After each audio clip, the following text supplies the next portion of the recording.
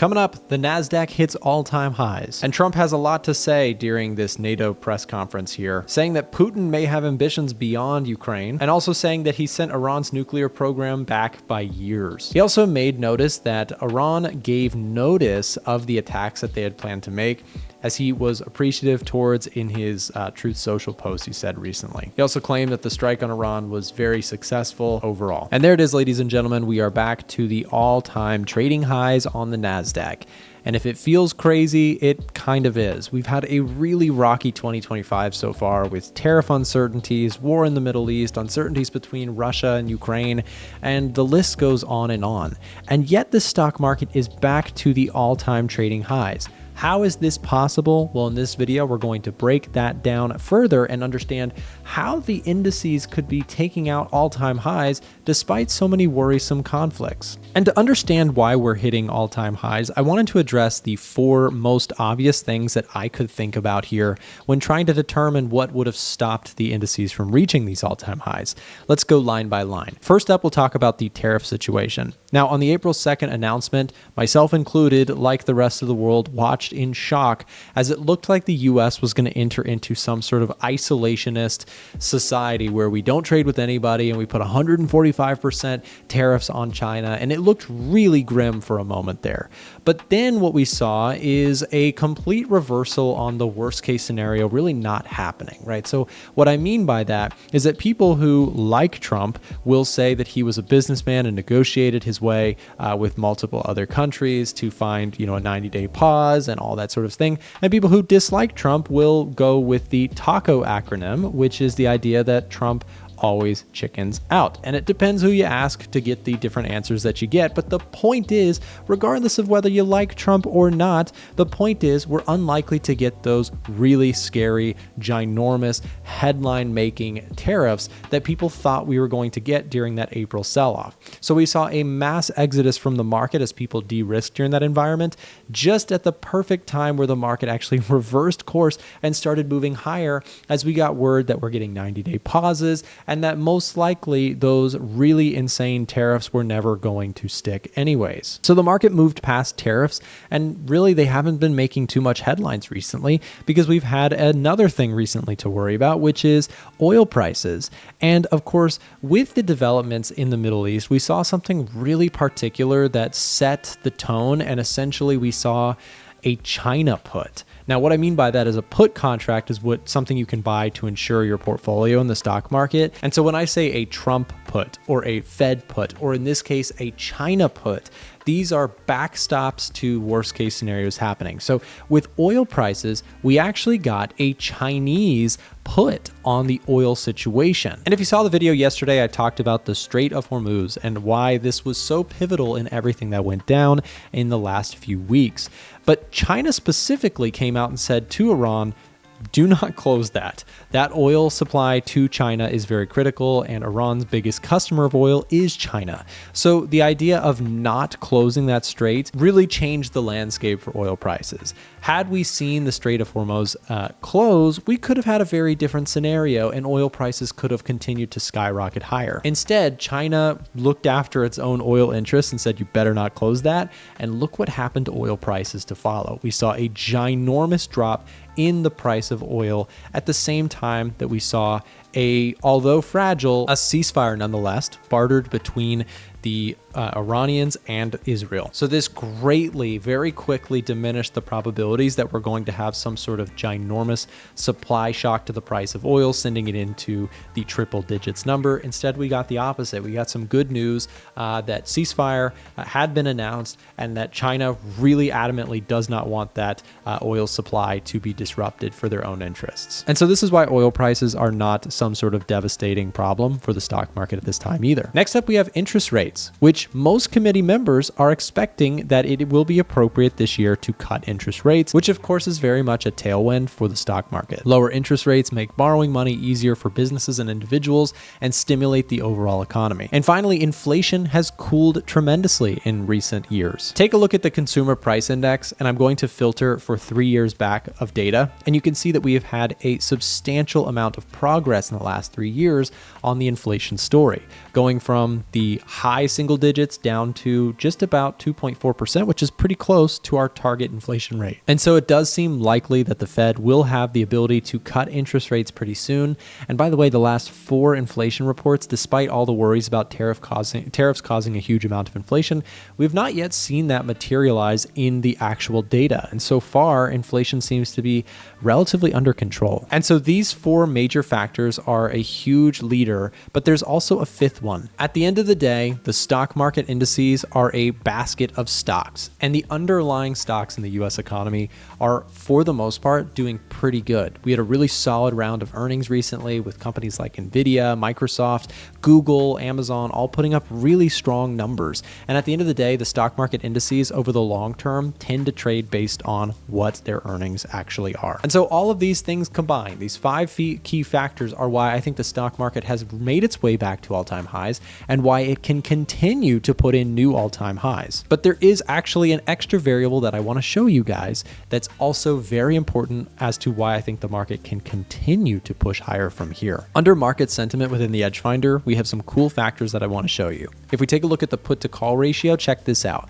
The crowd sentiment here is still showing that in the options market, we still have very high demand out there for puts. Put contracts are bearish bets. As I talked about earlier in this video, the puts that are trading out there are very popular. So there's a lot of crowd sentiment that's actually still negative on this market, even though we are starting to put in a fresh all-time high. Additionally, we can take a look at the AAII Investor Sentiment Survey, which still shows that majority of our respondents here, if they only could choose bearish or bullish, are still selecting bearish in their weekly reported survey. So we're still seeing crowd sentiment overwhelmingly negative compared to historical averages. And so this is all why I actually think that not only do we have the correct recipe for markets to continue to move higher, we also have sentiment that makes it essentially a fear of missing out rally. And what I mean by that is that all the bears start to realize, hey, things look good, interest rate cuts are coming. This market can continue to thrive off of those people covering their shorts or rushing to buy back into the stock market now that new highs are happening. So in my view, we still have more upside to go. Now, we may consolidate for a little bit first. We may take some time, but I do think that for the remainder of 2025, the likely path for stocks and indices is higher. By the way, if you'd like to try out our tools here on the Edge Finder, they are completely free this week. And if you haven't heard about this, there's going to be a link in the description down below to where you can actually grab a copy of the Edge Finder, public access, completely free this week only. That's available until Monday. So if you've been watching my videos and you're like, those tools are pretty cool, then thanks for saying that. And you can try them out this week for free. So the Edge Finder free week is taking place now until the end of the week. Link in the description for more information. And the dollar index is still low as interest rate cuts do seem to be the new kind of expectation for this year. I guess not new, but rising expectations for rate cuts this year seem to be the theme across Fed committee members, as we've been discussing in recent videos. We're back down to the lows in the dollar index, and I would not be surprised with some of the economic data we've recently been getting, which has been pretty soft for the US economy. I would not be surprised to continue to see the dollar index trend lower from here. I played this recently by being long euro dollar and just shared an update inside of our Telegram channel, which is in the description below. It's free to join. But if you'd like to get access to the trading signals that I'm sending, I've been really active on the Forex side of things, and I've been hitting some pretty good trades recently. If you'd like to join the VIP signals group, it is currently 45% off until the end of this week. You can get information by clicking the link in the description below. Just let us know you are watching this video by messaging us with the first link in the description, and we'll get you access to that 45% off offer until the end of this week. Every trade that I take gets shared with a full breakdown and analysis behind why the position was taken, and it gets notified to your phone or to your desktop. So like I said, if you're interested in getting the signal sent directly to you, click the first link in the description down below. So while I did take profits on the euro dollar, I'm not in it at this time, but I am looking to see if I can get it pulled back, in which case I may try again to play this move. So this was on the daily chart, the move that took place. If I drop down to the 4-hour chart, you can see that we had a really big push off of this area of support around 1.1464 or so, and I took profits on that move. Pound dollar also nailing that support level on the daily chart and finding support. Dollar yen chopping back and forth, finding resistance around this 148 level. Dollar Swiss franc is back down to the lows. Dollar CAD may be winding up for some bearish setups in my view. And the Australian Australian dollar against the US dollar remains pretty choppy, and same with the New Zealand dollar against the US dollar. However, the NZD JPY trade that I've talked a lot about on the channel is completely done now as well. After sitting on this trade for a little while, I did end up closing for 106 pip profit on this move. From here, I'm either looking for a breakout and retest opportunity to get long again on NZD JPY, or if we get a pullback to this level of support, I may rejoin the trade around 86 if I can get that move. I am, however, still sitting in drawdown on my Euro Pound short positions. I have 2 open positions currently. I am willing to add to the trade if we can get a move up to 86 or 87. And CAD Swiss is back down towards its lows. I may actually look to add another trade to my basket of positions on the Canadian dollar Swiss franc. On the long side, I do think that there is upside for this currency pair. Even if we just make a move back up towards this range, that could be potentially a nice opportunity to make some good profits on this trade as well. I'm also still long the Russell, and if we can get a breakout through these highs, my plan is to trail stops further into profit. And gold continues to try and push lower here, but I did end up deciding not to get long yesterday on the gold market. I'll show you why. On the put to call ratio page, which you can play around with on your free week if you haven't already, I selected gold here. And one thing that's a little bit concerning for me is that the crowd sentiment on gold is overall still very much bullish. You can see there's a high call demand in terms of the put to call ratio, which suggests that the crowd sentiment here is definitely more poised towards gold upside.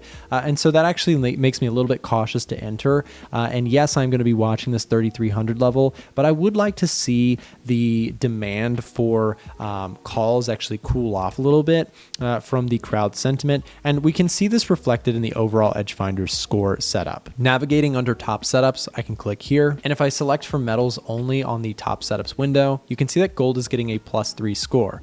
Where it's losing score points specifically is retail positioning, which takes into account the put to call ratio score that we just got done discussing. Gold is getting a +3, and remember that an Edgefinder score of plus or -5 is a threshold for a bullish or bearish setup respectively, but currently with just a +3, this makes gold off my radar for now. And today's video is sponsored by Vantage. If you're outside of the United States and looking for a better CFD brokerage, check this out. Vantage offers very generous welcome bonuses to subscribers of my YouTube channel, which can be found in the description down below. With Vantage, you can trade pretty much everything. You can trade gold and silver, stocks, etc., all through their expansive CFD platform. They have some of the best trading fees in the business, and like I said, the welcome bonus that they have available to my subscribers is linked in the description down below. So check out Vantage and do your due diligence to see if they're the right broker for you. We've had the USA attacks on Iran, the price of oil shooting up, the price of oil then plummeting down, and here we are with a ceasefire. So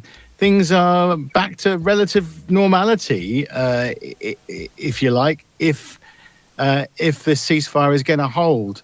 And Nick, we've seen an all-time high from the NASDAQ today. Is that reflective of the geopolitical situation? Are things now much more positive than they were, say, 48 hours ago? Yeah, Johnny, and I think when we look at the NASDAQ hitting an all-time high, it can sometimes feel sort of like it is gaslighting you a little bit. You have all of these very difficult things that are going on in the world that, of course, are deeply rooted in all sorts of different areas of the world. You have, what's going on in Ukraine and Russia and in Israel and Iran. You have all these tensions, and yet the stock market hits an all-time high. It can be a little bit confusing at first, but I do think as we get into the discussion about oil prices, there is something there that the market really likes. We'll talk about that in just a moment. But before we talk about that, let's just kind of set the scene as to why the stock market can be at all-time highs. First, what took us away from all-time highs in the first place? Well, it was the worries about tariffs, right? The uncertainties about trade dynamics. And what have we seen since then? Well, if you are not a big fan of Trump, then you've heard the taco statement, right? Trump always chickens out. And if you do like Trump, then you say, hey, look, he's a businessman negotiating. And so the point is the tariff lows where we saw, oh my gosh, we're going to see this isolationist kind of move and the U.S. is going to trade with nobody. We've seen that really walk back from the edge of the cliff there, and we've mostly seen, we've seen a trade deal with the UK. We've seen what looks like deals are going to happen, and the most important part is that the worst case scenarios, the 145% tariffs on China and things like that, those do not look likely to happen. So we knocked that off of our, doomsday list, if you will. Then When it comes to monetary policy, it does look like most Fed officials are in consensus that we're likely to get rate cuts this year, right? Depending on how many, that's up for debate. If we're going to get 2, 3, 1, et cetera, there's people on the jury's out on that. But the point is, rate cuts seem to be the next move for the Fed. That is stimulative. We also have earnings in the United States holding up pretty strong relative to what people thought they were. And we see a labor market that seems to be holding up okay. So the soft landing story seems to be back on the menu. And so the NASDAQ, as you pointed out, back to those all-time highs. And we talked about this a few weeks ago, Johnny, this idea that, you know, by the time everything looks like it's getting better, the stock market's already going to be at the highs. And that's what we see happening now. And this is before everything even looks all squared away, because we do, of course, still have our list of problems.